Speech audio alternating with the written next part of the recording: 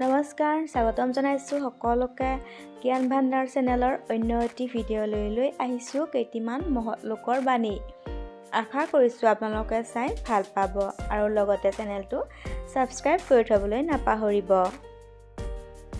আমাৰ জীৱনৰ আটাইতকৈ গুৰুত্বপূৰ্ণ ঘটনাটো ঘটে যেতিয়া আমি আমাৰ মনটোক জোকাৰি দিব পৰা এজন মানুহ লগ পাওঁ। এমাৰছন। স্বাধীন হোৱা মানেই মুক্ত হোৱা নহয়। ৰবীন্দ্ৰনাথ ঠাকুৰ।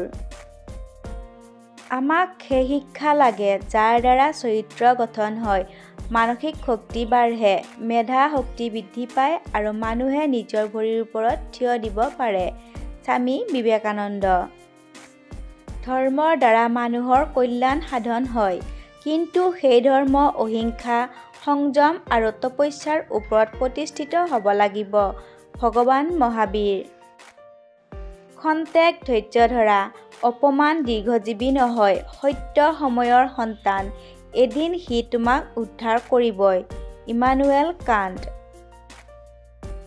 তুমি যি ভাবা, যি কোৱা আৰু যি কৰা, সেইবোৰৰ মাজত যেতিয়া সম্বন্ধই থাকে, সেয়াই সুখ।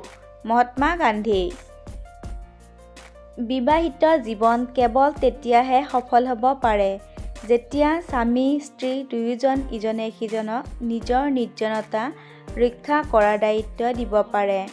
ৰাইনাৰ মাৰিয়া ৰিলকে। আজিলৈ ধন্যবাদ।